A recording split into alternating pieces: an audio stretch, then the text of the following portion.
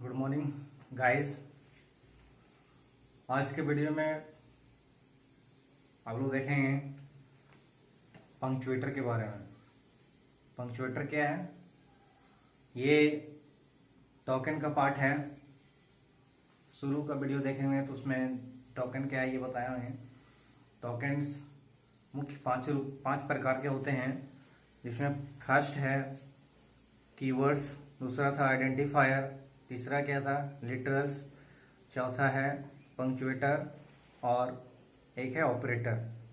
तो हम लोग लिटरल्स तक जान चुके हैं, कीवर्ड्स क्या था ये समझ चुके हैं, आइडेंटिफायर क्या है ये समझ चुके हैं, लिटरल्स क्या है ये समझ चुके हैं। अब जो है पंक्चुएटर के बारे में समझेंगे, जिसको स्पेशल ऑपरेटर के नाम से भी जानते हैं। तो ये पंक्चुएटर को सेपरेटर के नाम से भी जाना जाता है, इसको सेपरेटर भी कहा जाता है। इसका मुख्य काम है सेपरेट करना, मीन्स अलग अलग करना, सजा के रखना। ये जिस तरह से कॉमा वगैरह का यूज सेपरेट करने के लिए होता है, अलग अलग वेरिएबल को सेपरेट करता है। तो पंक्चुएटर में देखते हैं हम लोग इसका डेफिनेशन। पंक्चुएटर क्या है? स्पेशल कैरेक्टर के अंतर्गत ये आता है और इसका डेफिनेशन है पंक्चुएटर और स्पेशल कैरेक्टर। एक प्रकार का क्या है? एक प्रकार का स्पेशल कैरेक्टर है that are used to separate the character, जिसका प्रयोग किया जाता है सेपरेट करने के लिए। क्या चीज? कैरेक्टर को सेपरेट करने के लिए। कैरेक्टर मीन्स अक्षर को सेपरेट करने के लिए। It is also known as separator, इसको सेपरेटर के नाम से भी जाना जाता है। हम पहले बताए थे सेपरेटर के नाम से किसको कहा जाता है? पंक्चुएटर को। यानी पंक्चुएटर इज ऑल्सो कॉल्ड सेपरेटर। ये सेपरेट करता है, किसी चीज को सेपरेट करता है। अब हम लोग देखते हैं कि C++ में कितने प्रकार के सेपरेटर यूज होते हैं, मीन्स पंक्चुएटर यूज होते हैं। तो कुछ चार्ट दिया गया है। ये सिंबल्स, एक साइड सिंबल्स है, फिर एक सिंबल, नेम ऑफ सिंबल्स, किस सिंबल का क्या नाम है और उसका मीनिंग दिया गया है। तो सबसे पहला जो सिंबल है ये है जिसको हम लोग पैरेंथेसिस के नाम से जानते हैं। C++ में इसको पैरेंथेसिस के नाम से डिनोट किया जाता है, जिसको हम लोग छोटी ब्रैकेट बोलते हैं। वो इसको हम लोग ये वर्ड यूज नहीं कर सकते। हम लोग इसको C++ के भाषा में क्या बोलेंगे? पैरेंथेसिस बोलेंगे। ठीक है। सेकंड है ब्रेसेस, जिसको कर्ली ब्रैकेट के नाम से भी जाना जाता है। इसको हम लोग कर्ली ब्रैकेट भी कहते हैं। CURLY, curly bracket. Curly brackets भी कहा जाता है, लेकिन यहाँ पे हम लोग इसको ब्रेसेस कह रहे हैं, ब्रेसेस कहा जाता है। उसके बाद है जिसको बिग ब्रैकेट बोलते हैं, वो ब्रैकेट कहा जाता है। तो ये फर्स्ट पैरेंथेसिस है, सेकंड ब्रेसेस है, थर्ड क्या है? ब्रैकेट्स। उसके बाद क्या है? कॉमा, फिर semi colon, colon, equal, asterisk, hash, Ellipsis. तो ये सिंबल नेम्स हैं, याद रखेंगे। सिंबल्स नेम क्या क्या है वो याद रखेंगे। अब हम लोग मीनिंग की ओर आते हैं, किसका क्या यूज है, कहाँ यूज होता है। तो ये स्पेशल फंक्शन को डिनोट करता है। ब्रैकेट जो है, पैरेंथेसिस जो है, ये स्पेशल फंक्शन को डिनोट करता है। मीन्स किसी भी नाम के आगे यदि हम ये पैरेंथेसिस यूज करते हैं तो वो एक फंक्शन डिनोट हो जाएगा। एक्सेल में भी आप लोग देखेंगे होंगे, फार्मूला में इसका प्रयोग किया गया था, फार्मूला में यूज किया जाता है इसका। जैसे कि हम लोग सम लिखते हैं, इसके आगे ये लगा देते हैं, तो ये सम एक प्रकार का क्या हुआ? फंक्शन हुआ। एक फंक्शन है, एक नाम है, जिसको हम लोग प्रोग्रामिंग में यूज करेंगे, है ना।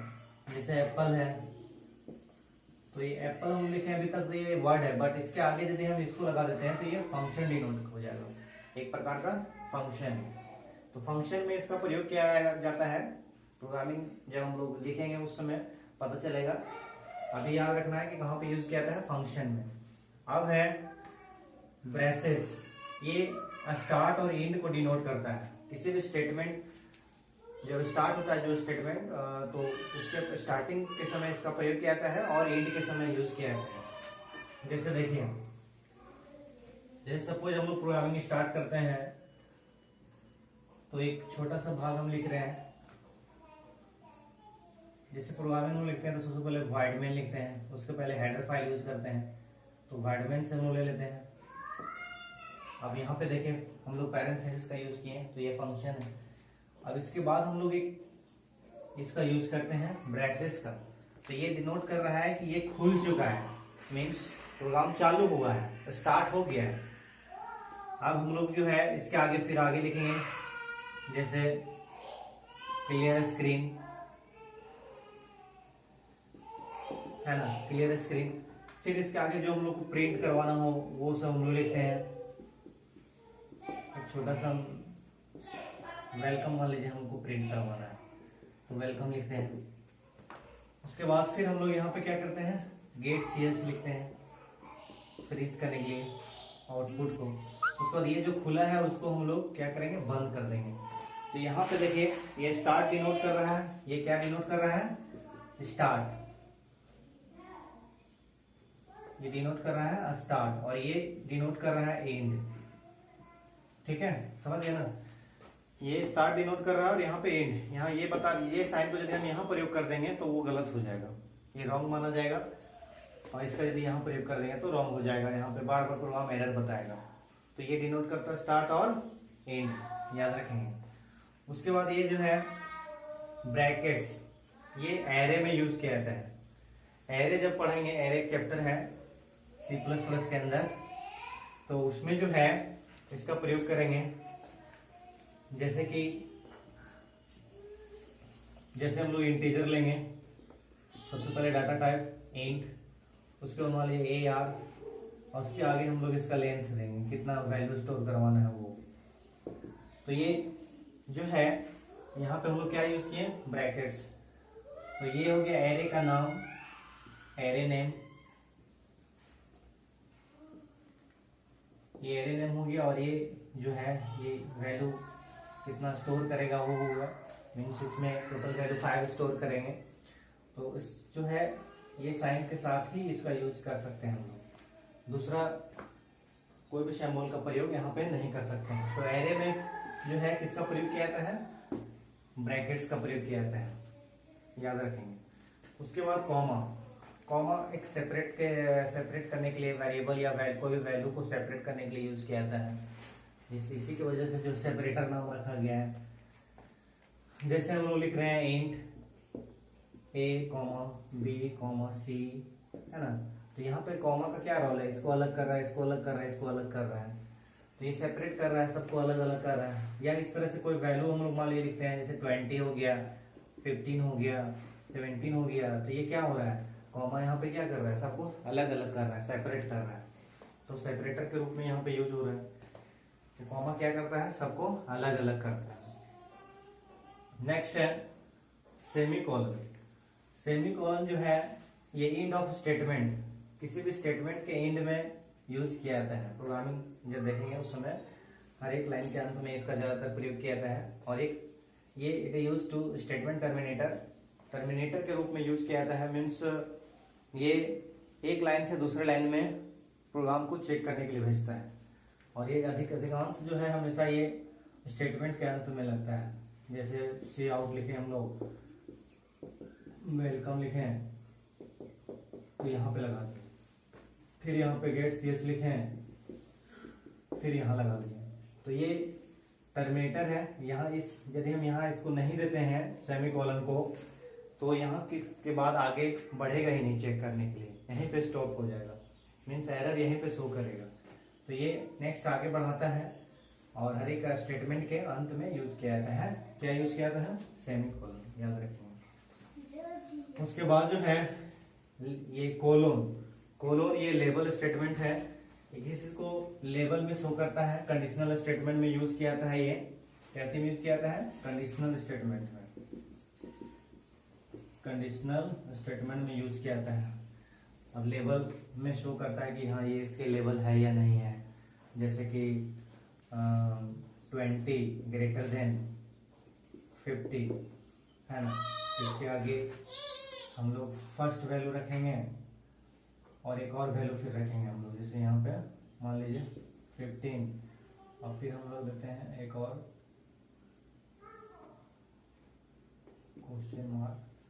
20। तो इस तरह से ये लेवल स्टेटमेंट बता रहा है यहाँ पे ये सही है या नहीं है। यदि ये होगा तो ये दिखाएगा, नहीं तो ये दिखाएगा। तो ये लेवल स्टेटमेंट है। और भी इसका स्विच वगैरह में भी यूज किया जाता है। स्विच केस में जैसे कि केस हम लोग लिखते हैं केस 1, तो यहाँ पे ये कॉलम का प्रयोग किया जाता है। इससे क्या है कि बताता है कि यदि 1 होगा उसके लेवल में, यानी कि सेम टू सेम होगा, 1 हम लोग इनपुट करेंगे तो आगे का स्टेटमेंट आएगा, नहीं तो नहीं आएगा। तो ये लेवल स्टेटमेंट है, दिखाता है लेवल में कि हाँ उसके लेवल में है या नहीं है, सेम टू सेम है या नहीं। उसके बाद इक्वल है, ये असाइनमेंट ऑपरेटर के रूप में यूज किया था। असाइन करता है किसी वैल्यू को, जैसे हम लोग इंट लिखते हैं ए, है ना, तो ए इक्वल टू 10, तो यहाँ पे इक्वल टू का यूज क्या हुआ, असाइन करता है, इस वैल्यू को इसमें ट्रांसफर कर देता है। मीन्स 10 जो है ए में चला गया इक्वल टू देने की वजह से। यदि हम इक्वल टू हटा देंगे तो क्या हो जाएगा, ऐसे हो जाएगा A10, तो A10 कोई नाम हो जाएगा फिर, है ना, तो ये गलत हो जाएगा। यहाँ पे हम लोग जब भी इक्वल टू साइन का प्रयोग करके ही किसी वैल्यू को किसी वेरिएबल के अंदर स्टोर कर सकते हैं, असाइन कर सकते हैं। अब एस्टेरिक्स है, इसका प्रयोग पॉइंटर के रूप में किया जाता है पॉइंटर डिक्लेरेशन में। पॉइंटर भी एक चैप्टर है जिसमें हमेशा इसका प्रयोग किया जाता है एस्टेरिक्स का। तो क्वेश्चन यदि आता है कि एस्टेरिक्स का प्रयोग कहाँ पे होता है, तो पॉइंटर में, पॉइंटर डिक्लेरेशन के लिए। ऐसे इसका प्रयोग गुना के रूप में भी किया जाता है, मल्टीप्लाई करने में भी इसका प्रयोग किया जाता है। लेकिन हम लोग स्पेशल इसको पॉइंटर चैप्टर में देखेंगे एस्टेरिक्स का यूज, एस्टेरिक्स का प्रयोग कैसे किया जाता है। उसको हैश, हैश जो है ये प्री प्रोसेसर डायरेक्टिव है। प्री प्रोसेसर डायरेक्टिव ये हमेशा पहले यूज किया जाता है, मीन्स प्रोग्रामिंग के पहले यूज होता है, हमेशा हेडर फाइल के पहले इस्तेमाल किया जाता है। जैसे हम लोग हेडर फाइल लिखते हैं hash include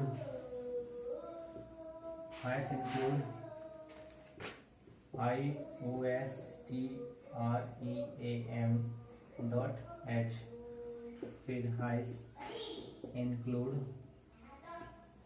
conio.h।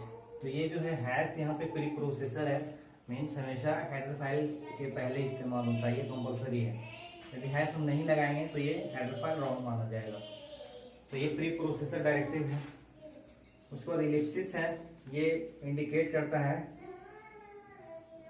It indicate number of variables, ये दिखाता है कि वेरिएबल्स बहुत सारे हैं, मतलब ढेर सारे वेरिएबल जब होते हैं तो ये डॉट डॉट करके हम लोग लिख देते हैं। जैसे कि मान लीजिए कोई इनफिनाइट नंबर जब लिखते हैं हम लोग, तो उसको कैसे लिखते हैं, जैसे बहुत सारे नंबर लिखना है 1 2 3, तो इसके आगे ऐसे ऐसे कर देते हैं।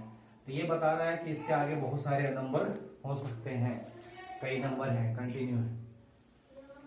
तो ये है स्पेशल कैरेक्टर्स जो पंक्चुएटर में यूज किया जाता है।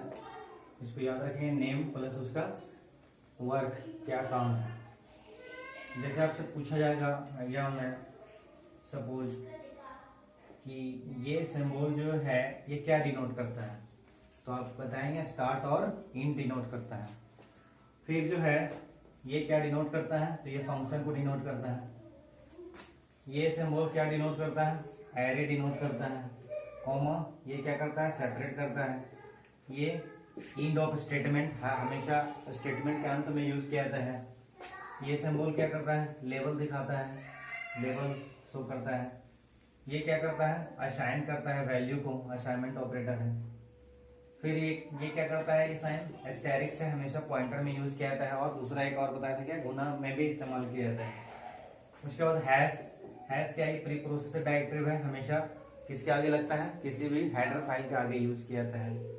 और इलिप्सिस जो ये नंबर ऑफ वेरिएबल्स को डिनोट करता है। तो इस तरह से जो है वो पंक्चुएटर है, इसके बारे में आपको याद रखना होगा। और ये सब सभी प्रोग्रामिंग में यूज होगा। अभी जितना भी पढ़ रहे हैं ये पार्ट बाय पार्ट आप पढ़ रहे हैं। C++ में यूज होने वाले वर्ड्स, सिंबल, ये सभी को पढ़ रहे हैं, जो कि सभी आगे जाकर के यूज होंगे। उस समय आपके मन में सवाल नहीं उठेगा कि ये क्या है, ये क्या है, पैरेंथेसिस ये क्या है, इसका क्या यूज है। ये सब चीज का क्वेश्चन मन में नहीं उठेगा, क्योंकि आप पहले उसके बारे में समझ चुके होंगे। इसलिए प्रोग्रामिंग करने में इजी होगा, अच्छा लगेगा, प्रोग्राम अच्छा से लिख सकते हैं, आसानी से समझ सकते हैं, जिसकी वजह से पहले जो है उसका कंटेंट को पढ़ाया जा रहा है। नहीं तो फिर प्रोग्रामिंग करने में बहुत परेशानी होगा, बार बार मन में सवाल उठेगा कि ये कहाँ से आ गया, ये कहाँ से आ गया, ये क्यों आ गया। इसकी वजह से सब कंटेंट को दिया जा रहा है, एक दो क्लास और उसके बाद जो है हम लोग प्रोग्रामिंग करेंगे। उसके बाद प्रोग्रामिंग इतना इजी हो जाएगा कि कोई भी प्रोग्राम आसानी से लिख सकते हैं, बिना देखे हुए, बिना कुछ बिना डॉट्स का जो है कोई प्रोग्राम को आसानी से आप लोग लिख सकते हैं। लेकिन उससे पहले कंटेंट्स को अच्छे से समझना होगा, क्योंकि बिना उसके कंटेंट्स को आप नहीं समझेंगे कि कौन सा सिंबल, कौन सा कैरेक्टर यूज होता है, तो फिर बार बार दिक्कत होगा। ठीक है, ओके।